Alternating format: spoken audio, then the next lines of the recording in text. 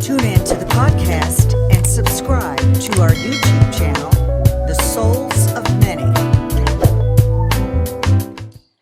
Welcome to the SOM Podcast. I'm your host, Bridgette Chatman Lewis. Today we'll be discussing Defund the Police, the Black Lives Matter movement, and social justice. We also have two illustrious guests. One, Tim Curry, and two, Tio Hardiman.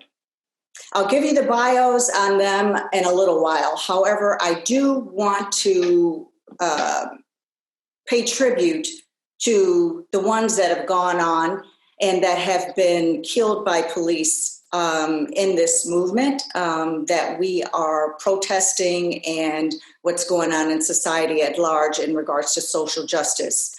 We'll start with Brianna Taylor, an emergency medical technician who was at home asleep when police carried out a no-knock warrant and shot her 8 times. Tatiana Jefferson, a pre-med graduate student who was shot as she was babysitting her 8-year-old nephew in her mother's home. Botham Jean, an accountant who was fatally shot as he was eating ice cream in his apartment by an off-duty police officer who said she mistakenly thought it was her apartment. Tamir Rice, a 12-year-old boy who was fatally shot in the park after someone reported that he had a gun. Eric Garner, a Staten Island man who died after a police officer put him in a chokehold. Garner repeatedly said, "I can't breathe." And then there was George Floyd, in which a police officer held his knee to his neck for nearly 9 minutes.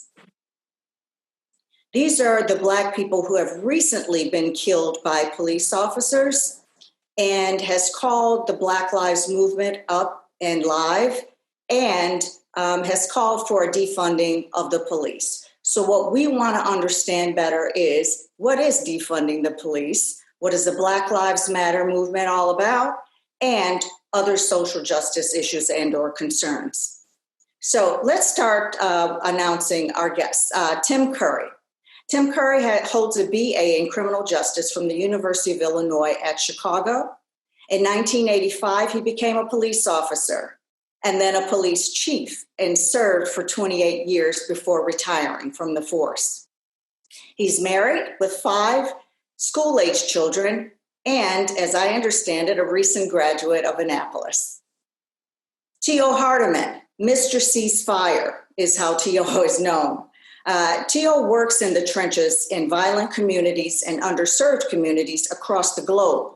But more importantly, his work in Chicago had decreased crime, and that hadn't been done for decades. He is the founder of Violence Interrupters, and Tio has also run for public office as a gubernatorial candidate. So these are our guests today. Welcome, Tim, and welcome, Tio. Thank you for having me. Absolutely, absolutely. Tio will be joining us a little bit later. He's in a neighborhood now attending a funeral of an activist that was very, very prominent in Chicago. So he'll be joining us a little bit later. But what I do want to let you guys know out there, our audience, is that our sources for this podcast will be coming from USA Facts, the Brookings Institute, which is a not-for-profit public policy organization, and the Dispatch, which is a conservative online publication. And so understanding Black Lives Matter movement and understanding the police and defunding the police is very important, which is why our two guests today are very, very important. Again, Tio really understands the streets and what's going on in different communities across the globe, not only in the United States. But Tim also understands law enforcement and our criminal justice system and policing. So with that said, I want to give some background on how the police are actually funded, okay? Our local police departments are funded as such. 68% of government funds allocated for policing go towards these local police departments, and they receive funding from a variety of revenue streams, including local public funds, federal grants, fines and fees, forfeitures, and private donations. Police funding is the second largest category of local government spending after education. On average, the United States spends $340 per person per year for public policing, for a total of $193 billion in spending, and that was recorded in 2017.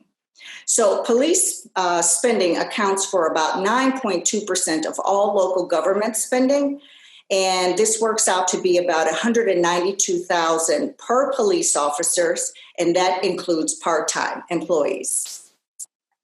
There are 137 police oversight entities.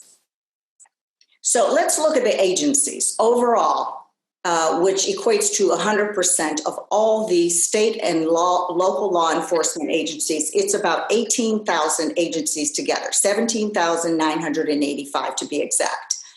Local police account for about 12,501 of those agencies, which is about 70% of the agencies. Municipal police, which are city police departments, they employ 52% of all public safety officers. Municipal police officers respond to many types of local incidents, including violent crimes, property crimes, traffic offenses, public disturbances such as noise complaints, etc. The states with the highest number of police officers per capita would be the top 5 states, obviously: California, New York, Texas, Florida, and Illinois. However, the number of officers do not always increase in proportion to the population. So for instance, Washington, D.C. has the most police officers, followed by New York, New Jersey, Louisiana, and Wyoming. And the nation's capital has an elevated level of security with 6.5 officers to every 1,000 residents, okay? The most police state with a 4.3 and national average of 2.8 officers for every 1,000 residents, and that's New York. Okay, so that just gives you a little bit of a snapshot of how policing works according to funding and people and bodies and employees. Okay, so total, there's about 1 million people that work in public safety as officers. 906,000 of those are full-time law enforcement employees, and 94,000 are part-time employees.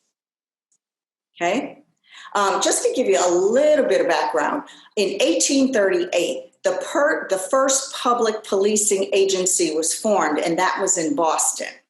Okay, and that system was formed to protect merchants from the public, theft, etc.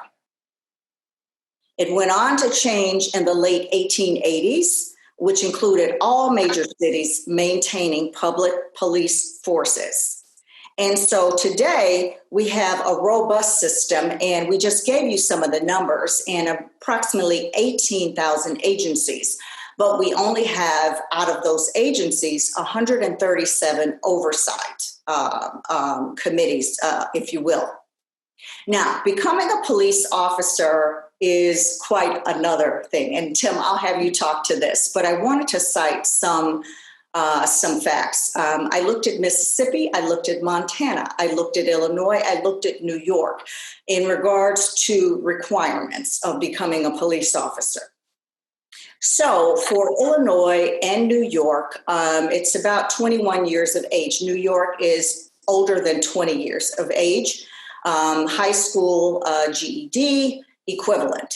In Montana, it's 18 years old, and in Mississippi, depending upon where you are, it could be 18 or 21 years of age, and the equivalent of a GED or high school diploma. We know that in some other areas, affluent areas in the country, they require some associate degree in criminology, some background, a little bit more robust information or education in becoming a police officer. I did look at a very rural town where my parents grew up in Mississippi. I was just more or less curious as to what the policing might be like there. And it was almost comical in a sense that it was 18 years of age, GED or high school equivalent. But the comedy or the part that I found, which really isn't funny, but I guess in the grand scheme of things as to what's going on now, it makes a lot of sense as to how policing takes force in the different ideologies across law enforcement. They said that just come on in, we'll train you. So that means one of two different things to me. We'll train you our way or we'll train you the real law enforcement way. So it could be left up to perception. So I'm going to lean to you now, Tim, and just knowing what Defund the Police is and the Black Lives Matter movement, and knowing that Blacks are disproportionately killed at the hands of police officers, that doesn't mean that whites aren't, or Asians or Native Americans aren't killed by police officers. It just means that Black people are disproportionately killed at the hands of police officers. And so when the Black Lives Matter movement comes up and they say Black Lives Matter, that in essence means that, while we're disproportionately killed at the hands of police officers, please understand that our lives are valuable and that they matter as well. And so sometimes in the definition, which could be left up to the perception of individuals, it can be distorted. So then you've got the All Lives Matter and the Blue Lives Matter, and you've got all these things coming out against the Black Lives Matter movement. But the Black Lives Matter movement is simply stating that Black people are disproportionately killed at the hands of police officers, and there's got to be something done about it. From a reform perspective, as well as a criminal justice, a social justice perspective, there's got to be something done about it because it's not right. So with that said, I think I've talked a lot about this particular topic. I'm going to hand it over to you, Tim. And if you could just give us your perspective on Defund the Police, the Black Lives Matter movement, as well as policing and what you've seen in your career. Okay, thank you. I just want to work backwards from the last thing that I heard you say. They accept police officers at 18 and over, per se, and they say, come on in, we'll train you. What you said is correct. They, on both ends, they will train you their way, and it's necessary because every municipality has a unique way of policing and serving the community. And when they say, come on in and we'll train you, they also mean that they're going to send you to a police academy that will teach you the proper ways in policing. Now, we know sometimes after they get out of the police academy, they go to an FTO or field training officer, and sometimes that field training officer may say, further book away, I'm going to show you how it really is on the street. And to some degree, that is also functionally correct because what is generally stated in the academy and in the books per se, it's different on the street. And I ask many people when they criticize what we do as police officers, I ask them, what do you do for a living? So they'll say, well, I'm a cook, or I'm a carpenter, or I'm a doctor. And so my retort to them is, I have no idea what you do. So it takes being in the role of a police officer to know what that is about. And we face many different circumstances.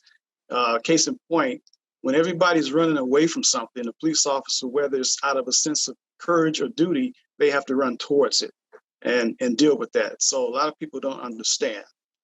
Mm-hmm. As far as it relates to the Black Lives Matter movement, there have been many violent encounters with citizens, between citizens and police. Some of those encounters, I have to sit here and be truthful. I'm African American. I wasn't always a police officer, and now I'm a retired police officer. And I've seen things from, let's say, 3 different sides of the fence, okay, if you can say that. One of the issues that I find disturbing is that the interactions, for the most part, did not originate without a cause. for the police to be there. And this is one of the things that we need to teach our offspring, how to react when you are stopped by the police, how to react when you're in public, and what it looks like when you walk around, let's say, for instance, with your pants hanging down off of your waist, things like that. So our people seem to be found in a situation that may or may not have been caused by their actions, but now you're there, and what do you do? On the flip side, police officers in general need to be able to understand the nature of human beings. This is why it's important to have higher education if possible. When you hire a new police officer, you look for people who have, let's say, 60 credit hours or a BA. Not that it's necessary, but you have to remember, these are kids. When I came out of college, I was still a kid, per se. Mm-hmm. And I'm in charge of affecting other people's lives. At 21, 22 years of age, I haven't had children. I haven't owned a car. I haven't owned a house. What do I know? But yet, I'm trying to tell people that are 40, 50, 60 years old how to live life. It's a difficult job to do. And we learn along the way. Yeah, no doubt. I completely get that and understand that. And I'll give you an instance, a real life instance, which is why this particular podcast is so near and dear to me, because we've got to have reform. We've got to get folks understanding how to police, because some of these officers are so young that they don't really understand the world at large, let alone the environment that they're now thrust in. So if they aren't trained properly, they're left to their own judgment a lot of times to do what they believe is right. And that's where I think we get into all of these quagmires in the system. Is there systemic racism? Absolutely. There are some people out there that are just rotten to the core. There are some police departments that are just rotten to the core, and they need incredible reform. But I'll give you this instance. I was driving through an affluent neighborhood, and most of the time, I'd like to say I'm presentable. I don't look, a hot mess in a pedestrian turn. So I'm driving. I have a nice car, and I have to tint the windows. It's not a limousine tint, which is illegal, but I have to tint the window because of the sensitivity to my eyes. I wouldn't be able to drive otherwise in conditions. So he pulls me over, and, I give him my driver's license, my registration, and he takes it back to his squad car, and he takes about 10 minutes. And I'm thinking to myself, I got to get to my appointment, one. And two, what's taking so long? So he finally comes back to the window, and he's got another younger officer with him. And I say, is there a problem, officer? And he says to me, your windows are tinted. And I said, I know. I said, I have to have them tinted. This is an SUV, and I have just a bad eyesight, and the light really bothers my eyes. And he says, this is an illegal tint. And I said, no. I said, here's my papers that says that this is not an illegal, tint. I said, I carry this because, this might happen. And he says to me, well, it's an illegal tint. And I said, well, are you going to give me a ticket or what? Because I really have to get to an appointment, and I'm not rushing you or anything, but I really need to get to this appointment. And he says to me, where's your plate in the back? And I said, my plate is on my car, officer. He said, oh, it must be the front. He drives around the front, and he says, you know what? You don't have a plate on the front. And I said, it's right here in my car. My appointment is to go and get the plate on the front. I said, so, I said I was in a little fender bender and it fell off, and I need to get the plate put on. So I'm going to get this whole system replaced. And he says to me, okay, I said, but if you'd like to give me a ticket for that, could you please do so? Because after that appointment, I've got another appointment, and I'm really running behind now. And he says to me, I don't want to see you back over here again. And I said, you don't want to see me back over where? And he goes, over here. You know what I mean. And I said to him, I don't think you understand. I live over here. And he says to me, here. He gave me my credentials back. And he said, I'm going to give you a pass again. But I tell you, I don't want to see you back over here again. I was appalled. Where is over here? You know, it's a public place. Where is over here? Yeah, where are you supposed to go? Absolutely. So not less than 2 weeks after that, I'm driving again. Same officer pulls me over with the same young cop in the car. And so my husband is with me this time. He pulls the car over and I ask him, I said, so why are we being pulled over? Is there a problem? And he says to me, your windows are tinted. He gives me the same spiel. And I said, I thought we went through this before. You didn't give me a ticket last time for it. Are you going to give me a ticket for it this time? And he says to me, no, I'm not going to give you a ticket. But what did I tell you last time? And I said, are you kidding me? You're telling me I can't drive through a public domain, a public street? Are you kidding me?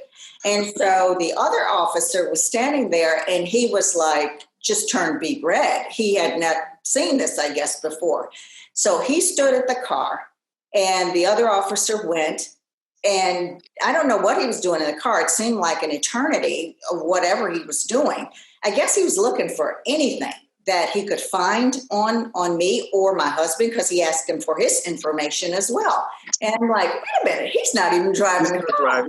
Right. It's amazing what happens. So I just simply told this young police officer, I said, listen, I know that you're trying to follow protocols and learn, but this is simply profiling. It's wrong. I have not done anything. This is the second time this officer has pulled me over. I said, don't do things like this, because one, it's not right. You know, I said, and two, you're being trained all kind of wrong if this is what he's teaching you. He's got to teach you proper policing, and this is not right. And he looked at me and he said, I understand, ma'am. I said, I really hope you do, because I think that you're going to make a great police officer one day, but I don't think you should be doing things like he's doing. And so the other officer saw us conversing. Of course, he comes back. He doesn't give me a ticket. 2 weeks later, what do you know? He pulls me over again. Could not believe it. So I just made a joke when he pulled me over. I said, you know what? I'm beginning to think you like me. That was probably the case. And I left it at that. And you should have seen the look on his face. And I said, so if either I'm going to get a ticket or I'm not, what's it going to be? And, you know, he let me go. But I mean, that is just outrageous, that kind of behavior. But if I was a hothead and I would have engaged some other way or started swearing at him or whatever, God knows what could have happened, you know? Right. And he would have had the right to stop you, because tinted windows, not having a license plate on the front, at least in Illinois, is against the law. Mm-hmm. And it's what you call probable cause to take it to the next level.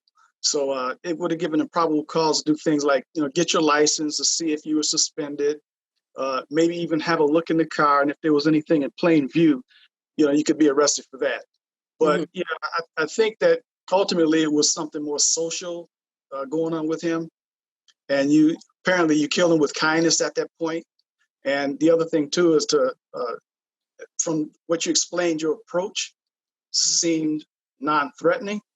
And sometimes we can be threatening in our action and demeanor and create an elevated issue with the police. So you just described the proper way to act when you're stopped by the police. You just described it yourself.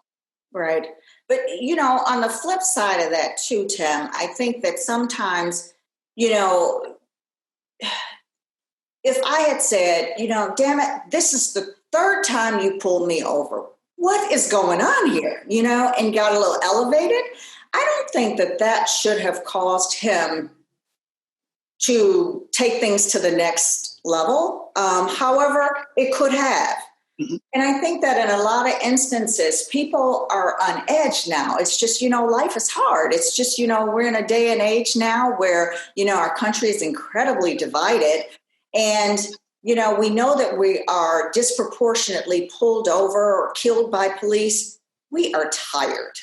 As a people, it's tiring. It's getting really, really old. And, people aren't willing to be so complicit and nice and friendly. People want to say what they have to say. And if it means, damn it, why are you pulling me over? You shouldn't snatch me out of the car, excuse me, or do anything else that violates civility and, proper policing. And so I just think that there's got to be so much more done with training in this society and with law enforcement, because everybody's on edge. Police are on edge. Citizens are on edge. Movements are on edge. Left, right, center. It's just we're in a bad place right now. I agree. And sometimes, police officers can move about through their entire career and seem to be good police officers. And then there can be one instance that would create all kinds of havoc and drama. So the thing is that people who are usually bent on that track, things usually happen and unfold that will show who they actually are. And hopefully, at that point, that there's somebody there to hold them accountable. We're not going to end this situation. It's going to remain forever, but it's how you hold people accountable for it. And communities have a lot to do with having the type of police department that they have. So how so? Explain that a bit. Okay, so basically, police departments are organized and controlled by a board, city council, village board of some sort, and they are sitting in those seats because of the votes of the citizens who put them there, right? Mm-hmm. So citizens can get together, and what they need to do is vote, make their voices heard to the politicians and people who run government, so that they can set the stage as far as how a department is going to police the community. Mm-hmm. And so to that point, I think that the Black Lives Matter movement is doing that. I think that that's what the uprising is, to hold police departments accountable, to hold the government accountable, whether it's local government, whether it's federal government, whether it's the police department or the law enforcement agency overall. I believe the Black Lives Matter movement just wants greater accountability and reform so that there's equity. If Black folks, and I say we because I am African-American Black, if we are disproportionately killed at the hands of police, there's got to be something wrong with the picture. And so just going to the defund the police scenario, some folks think, like I said before, it's a complete abolishment of the police department. Get rid of the police department. Let's go. That's not likely in a lot of instances. I mean, there may be some systems that are just corrupt to the core that need to be reprogrammed, retooled, and rehired. But that's far and few in between. And I mean really far and few in between.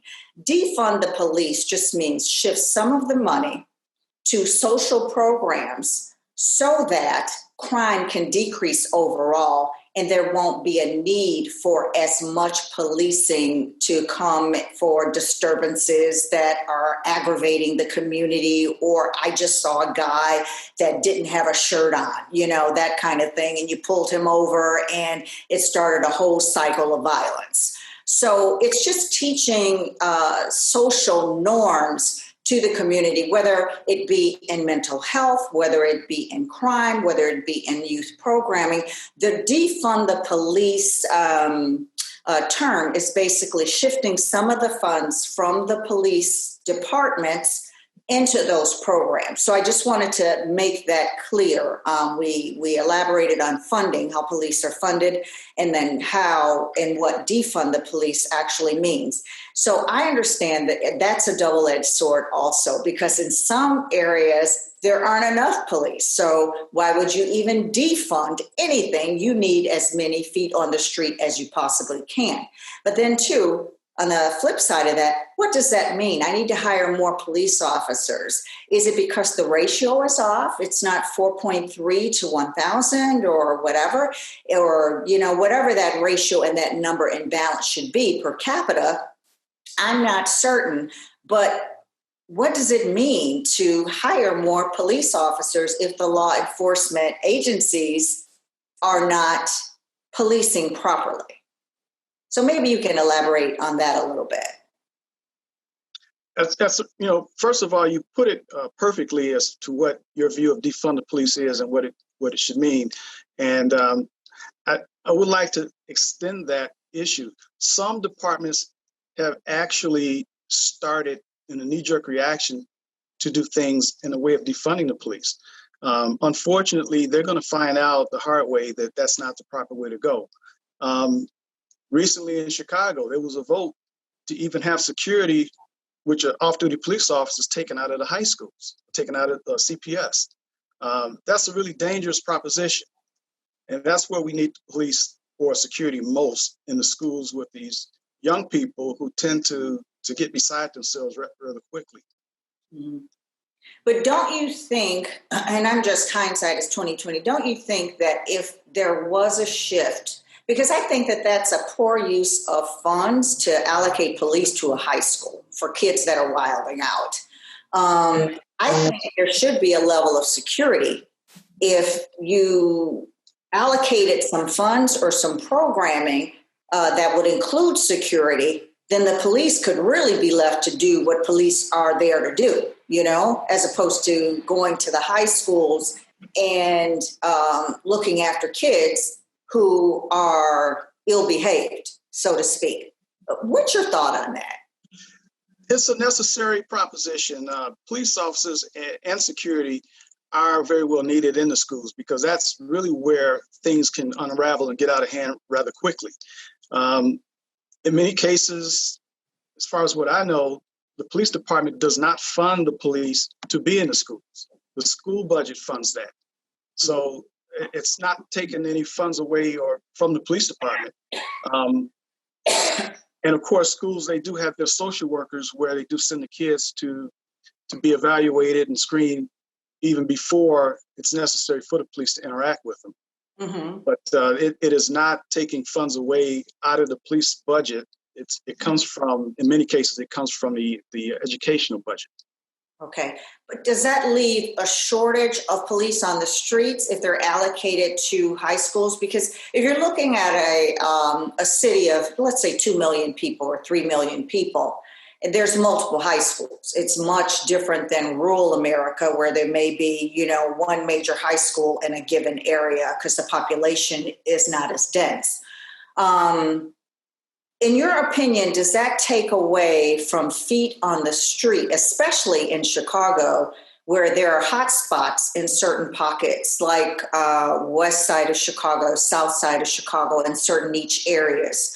Is it taking away enforcement that's needed in those areas while they're at the high school, even though the schools are funding them to be there?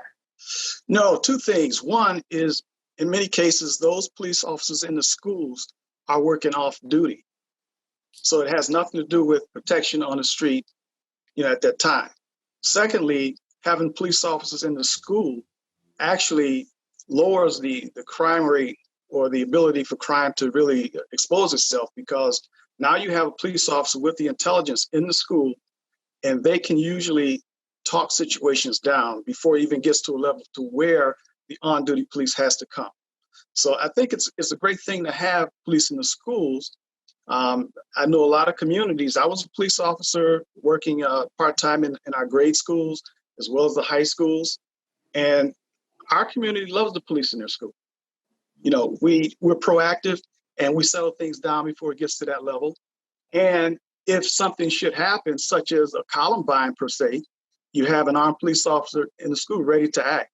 So, I think people need to look at that holistically just to see that defunding the police needs to be changed into a different asking per se. I could agree with that to a great degree. I don't like the name Defund the Police because it gives root to a radicalization of folks that oppose the Black Lives Matter movement overall. And it makes it a really evil thing. And it festers. And for those that don't take the time to educate themselves on, one, how are police funded? Two, what does the police area look like? People don't take the time to educate themselves. And so they're left at a disadvantage when folks funnel communication to them. They tend to believe whatever is said. So when that term came out, defund the police, I was like, are you kidding? I know things are bad, but we need feet on the street. I have a great respect for law enforcement agents and agencies overall. Some are just corrupt and there is systemic racism. And as I say, Black people are definitely disproportionately killed at the hands of police officers due to lack of insight and training. So I'm hoping that the police officers can get that training. I'm hoping that there will be intense police reform, criminal justice reform is needed. But these social justice issues need to keep the full court press on in the media because everywhere it's seen. The full court press needs to be on because this is insane. We just read some of the names. That's just a few. Just a few. That's just a few. This has been happening for decades and decades and decades, but there's no cameras to record. There were no people that would speak up and say, yeah, I saw that. That wasn't the way it went down. And so people were perishing at the hands of police officers in disproportionate numbers. It was insane. I can recall an instance growing up as a young child. And I grew up in a suburb not far. Well, we grew up in the same suburb, but it wasn't far from Chicago. Right. And it was a diverse suburb, but it became predominantly Black. And I guess we were taught decorum, we were taught manners, we were taught how to hold our head up and be dignified, and we just were taught proper manners, for lack of a better word. Right. And so my mom had sent my dad to pick up a catalog order. This is how old we are, Tim. And so we're picking up a catalog order at Montgomery Ward or Sears, I can't remember. And my dad had a station wagon. And so, all the kids wanted to go. An outing was an outing. So there were 4 of us in the car. I come from a family of 10. There were 4 of us in the car, and it was the 4 younger ones. So I'm the youngest, and then there were, I had 3 other siblings. And he parks the car, and he goes in to get the order. Now he's out of the car is parked, we're in the back, and you don't have to wear seatbelts. You didn't have to wear them at that time. And this lady comes in back of us and boom, she rams us so hard in the back that our heads hit the big panel in those big station wagons. And I know my head had a cut. I was bleeding. My sister was crying. My brother was like, I can't believe it. We've been hit. Call Dad. And I said, you can't get out of the car. Everybody said, you can't get out of the car. Because when your parents told you to stay put, you stayed put. So we couldn't get out of the car. So the police officers came. The woman was in hysteria. I remember her face to this day. Oh my God, that man hit me. That man hit me. Oh my God. Well, she's in hysterics and she's lying. And we're like, it was like we were in a time warp. I was like, are you kidding me? So the police come. And my dad is out on the sidewalk by now, and he's trying to calm the lady down. And it's in that day and age. She was a white woman. He was a Black man. You don't get too close. You don't say too much. but us kids, we didn't know. And we were like, she is not telling the truth. Lying, saying the word lying was a bad word to us. So we were like, she's not telling the truth. You don't accuse another adult of that. Right? Yeah. They took my dad, handcuffed him, left us kids in a sweltering hot car. It was in the summertime, no windows down. I mean, mind you, he was just going in to come right back out. And I could hear him saying, my children, they put him in the squad car. Do you know how many days they left him in the police station? Days. 3 days they left him there. And my mother had the good sense. Well, we had a system back then. If you didn't hear from someone, the whole neighborhood knew about it and they came looking for you. So my uncle came and he found us and got us and took us home. And my mother asked us what happened. And I just remember my dad wasn't home for 3 days. And I couldn't believe it. And he says, you know, it'll be all right. It'll be all right. You know, he used to always tell us, not all white people are bad. It'll be all right. Just keep holding your head up and do what you have to do. And that's how we were taught. But, you know, years of that and generations of that, it's a new generation of youth now. And just as, you know, rock and roll was out and everybody thought that was the devil's music. And then, you know, we dressed really funny with these halter tops and platform shoes. And they were like, that's crazy too. Well, now it's a new generation of children. Right. And they're less tolerant. They're very passionate. And so there has to be a way to really reach them through programming, I believe. And also, police need to understand a little bit better as to what's going on generationally and community-wide. So, you know, those are just two instances in my life that I can cite where it was just outrageous behavior as to what happened. And it's like, are you kidding me? There are police officers that really act like this and will take someone to jail on someone's word and leave them there in jail for 3 days. Really? Right. That's so unfortunate. You know, I sympathize with the situations you were involved in. Fortunately, I didn't have to go through anything like that, but I can see how these kind of things help children form their opinions of the police. And especially in the inner city, you know, you have parents teaching the kids that the police are the devil, and they're not. You know, you have a few bad apples here and there. But for the most part, you got to remember these police officers, they have families too. Yes. You know, I grew up in a large family in town. So it was very easy for me to, let's say, police the right way. Because if I was policing the wrong way, it would get back. When you're in a small town, it would get back. So that was. Mother and her friends would understand and know what you did. And there was a price to pay for that. and it helps too when you're policing a smaller community. You know, I have my feelings about big cities, and that's a totally different thing than a small town in which I policed in. And it's hard for those police officers to get to know the community. They're all strangers to each other there, unless you've been on the beat for quite some time. Yeah. In a small community, everybody knows each other, and it's much, much easier to do. Yeah, and that's why I think the suburbs disconnect from urban life. They don't even understand it because it doesn't happen where they are. And so policing is quite different there. And then when urban folks get infused somehow or another into suburban life and vice versa, it almost seems as though it's a culture shock, you know, for all parties, law enforcement, the suburbanites, the urbanites, and going both ways. You know, it's just very, very different.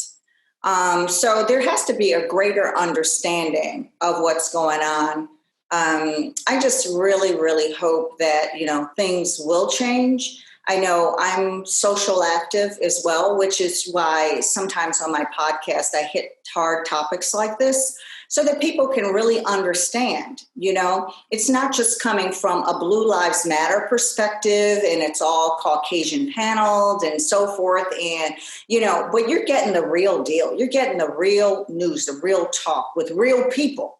And that's important. That is so important and so lost in our media. Media hits on what is hot and what will sell ads and what will pay salaries. and they'll stay and oversample a set of people for as long as the ads come in. Right. And that's about money. And it's so ridiculous. Or if they're aligned politically one way or the other. I look at cable news and it's just outrageous. You obviously support one candidate. Whatever. If it's a Senate race, if it's a presidential race, you support that candidate. Can you please be a little bit more objective? And folks think that these are real journalists that have integrity and that are bound by their journalistic oath. They're not. These are people with opinions that are commentators, which are just coming to you with no facts. They're just coming from their gut and citing things that they see, their perspective, their way. And then folks take it as the gospel and say, well, I love that show because he tells it like it is. He tells it like it is because that's what you want to hear. Yeah, so that's why it's important to attend your council meetings so you know actually what's going on and you can learn the facts so that somebody else doesn't give you their own set of facts. So it's important for you to read and understand for yourself. I agree. And that translates into proper voting as well. I thought about this social justice thing, and what came to my mind was 7 things that all start with the letter E. And one of the things is equality. We need equality, but you can associate equality, let's say, with I give you $100 and I give you $100. Okay, but it doesn't end there because now you go into the need for equity. Because if I give one person $100 and they have all the resources that they need in order to make use of that $100, they get farther. They get farther than the other person who doesn't have the resources or the vehicle to do anything with it. Absolutely. Absolutely. Education. Let's talk about that. Our kids have poor education since birth. No preschool, no good preschools, no good grade schools, the high schools. Everything is in shambles right now, and we need to have that improved. But now that COVID's hit and the students aren't learning as much and they don't have that social interaction with the teachers, and we're going to have a generation of kids who are going to be behind. Plus, the digital divide is in the way. We have to be able to jump that chasm as well. Yes. You got employment. People need a living wage in order to, let's say, stay out of the stores, stealing or what have you, for the most part. We need empowerment. We need people at the table, people making decisions. Some of our people doing this. Inclusion and empathy. What about that? Having a concern for the other person's condition. That goes a long way. Yes. Trying to put yourself in their shoes. Mm-hmm. And the last thing that I thought about was elections. Because with elections, that's where you can impact everything else I just said. Yes. Because if we're going to be armchair quarterbacks, sitting back waiting to see who gets elected and promises to do what, we're going to end up in the same situation that we're in. Absolutely. We need to get out and vote. We need to actually support our candidates. We need to screen them and support them. You just don't want to throw anybody in there, but we need to screen them and support them because all too often, we chant for a candidate, we send them in the room and we close the door behind them. Absolutely. And we need to support them, whether it's stand beside them, even give our donations or what have you to make it possible. Because without that, we have nothing. Absolutely. Absolutely. I mean, you hit on several categories, and I think that all of those are imperative. Maybe there needs to be, I know there's a lot of voting initiatives, and I'm just making light of this, but elections matter, Elections matter, folks need to get out and mobilize and vote. I was absolutely stunned and appalled recently, probably a few months ago. There was a social justice cause that a sports figure had taken up. And I was so proud of this. I was like, wow, that's how you do it. That's the way to go. And they asked him at the end of the interview, towards the end of the interview, when was the last time you voted? Now, this is 2020. Tim, what would you think was the last time he voted? He was fairly young, you know. Well, probably, if at all, before 2016. Oh my gosh, 2008. I said everything that you're fighting for now, you just negated me supporting you with whatever you're putting out there, so to speak, because that was just dumb. Yeah. That was just dumb. That you haven't voted since 2008. And they said, are you going to vote in the 2020 election? And he just looked like he had put the biggest foot in his mouth and he had realized it, which he had. Are you kidding? But it was the truth. Yeah. It was the truth. So many young people, and when I say young people, like the millennial generation, going from 16 to 30 some odd year old, they just let things be. They're interested in what they want to do and their passion, but they don't understand that everything that's going on is going to impact you in a couple years, and you're going to have to carry through for the generations, and you're not going to know what to do because you don't even mobilize to vote and make sure that your voice is heard so that the passion can continue to go through and so forth. It's just very sad. Right. Everybody puts this in your head that your vote doesn't count or the election's not going to be based off of one vote. Every vote counts. Absolutely. And if not, at least the action. And by the way, why would we disrespect our ancestors so much for what they sacrificed and died for us to sit down at home and not vote?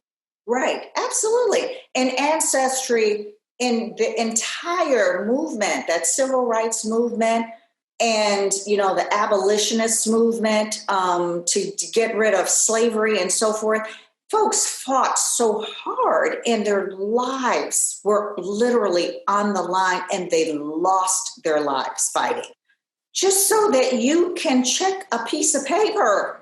Are you kidding me? And you don't do that? It's the realization of what it means, I think, is lost. Yes. And community at large needs to understand that there needs to be a greater education around that. Elections matter. Voting matters, you know? And so I'm just hoping that we'll have a robust election this cycle. I think we will. And I'm just hoping that there'll be a greater civility, a greater humanity, and a greater love and a greater justice out there and equity. And equity by way of, like you said, one could have $100, another could have $100, but the resources. Okay, so neither party has a job, but we both have $100, but you have a car, you can get to the job. And they say, well, you have a bus, but you could take the bus. Well, the bus doesn't run in certain places. Right. The train doesn't reach certain. No one thinks about that. Right. I had a friend of mine say, folks need to stop blaming people and the blame game never worked and it's not going to work now. People aren't blaming people. They want you to hear what they have to say. Things are not right. They're not equitable. There's a great disparity. And I mean, we could talk for hours on end about the disparity in getting loans and where you can live and who shows you the houses that are, short sales or $400,000, which is a ton of money, but it's $1 million home. Right. And some folks are getting them for $400,000, but you have to pay $1 million. So now you're at a disadvantage already because your mortgage is twice that of that person, which means that you're going to have to work harder given the same $100 to make that mortgage. Yeah. And you probably make half the income as the other person too. Absolutely. And that is statistically sound, that Black women make 67% of what a white person makes. That's crazy. Tim, when I was in corporate America, I had to do a scattergram on my income every year, and I was not made privy to what a scattergram was. but I was made privy by a manager. I was always President's Club, and there was this guy that I was given to mentor, and he's since gone on to be executive leadership at Morgan Stanley. So that can tell you the type of people were groomed in this corporation. And he came in, and we just absolutely adored one another. He was white, I was black, I was to mentor him. And so I mentored him, I showed him the ropes and so forth, and we started talking. I said, Matt, what did they start you out with? And he told me what he started out with, and I almost fainted. I had been with the company for 5 years. He started as a trainee with more money than I was making on my base salary. Right. Give me a break. And I go to my manager and I said, I think that there's some people making more money. And she said, there are. And I said, no, not folks that are higher ranked than I am, that are lower ranked than I am. And she said, well, the best I can tell you, and don't tell them I sent you, is to go to Human Resources and request a scatter grant. And I did. Do you know what they did to my salary after that? It got bumped up almost $25,000 a year. Amazing. Amazing. And I had to watch it every year thereafter. Yep. Every year thereafter, because I was a top performer. But I mean, things like that happen. And folks think that, oh, you've got the title. You're at President's Club. You guys are, we're not making the same thing. No. And guess what? Some of these people aren't at President's Club. They aren't at performance award recognition status. They're trainees. They've just come in and they're making what folks at President's Club, if you're black or brown, are making. That's right. Outrageous. That's outrageous. That's got to change. And I don't know how it's going to change, but it has to change because it doesn't level the playing field. And you're always going to get what we have in society if that continues to be the case. People don't understand that. Poverty is an all-consuming monster. With poverty, you're going to have crime. You've got all this disparity, disenfranchisement, and you've got drugs. You've got everything that's culminated in one area. It makes it difficult in that situation to raise your next generation of leaders. How do you? Everything is dysfunctional. Right. And it's going to stay dysfunctional unless the equity changes and the resources change. Absolutely. So with that, Tim, I think that we've had a great conversation. I don't know if you wanted to talk more about the Blue Lives Matter movement and what your thoughts are on that versus the Black Lives Matter movement. And then we can kind of just wrap it up. But I wanted to get your take a little bit on that and what you thought about that. Yeah, well, police officers get killed too. I understand that. And, saying Blue Lives Matter, as a counterpoint to Black Lives Matter, I think it creates a problem. And basically one says that I'm not concerned about your condition. I'm only concerned about mine. And let's face it, Blue Lives Matter, White Lives Matter, animals' lives matter, Absolutely. Black Lives Matter. Yes. I think when we're saying Black Lives Matter, we're not just saying that just Black Lives Matter. We know that all lives matter, but we have to seem to give a reminder that ours matter as well. Absolutely. Absolutely. And that's the takeaway. All these lives matter, but when you're disproportionately killed and when you've got gross disparity and equity, that matters to people. And right. So their lives matter. And we must understand that, if nothing else, but from a humanitarian standpoint, right. And a greater civility will come about.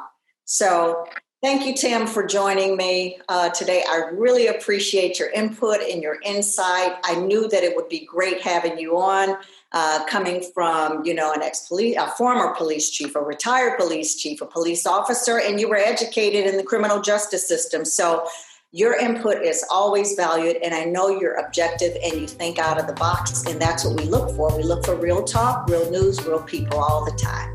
With that said, thank you, Tim. I enjoyed you. Thank you for having me. Absolutely, and you have a great day. You too. Bye-bye.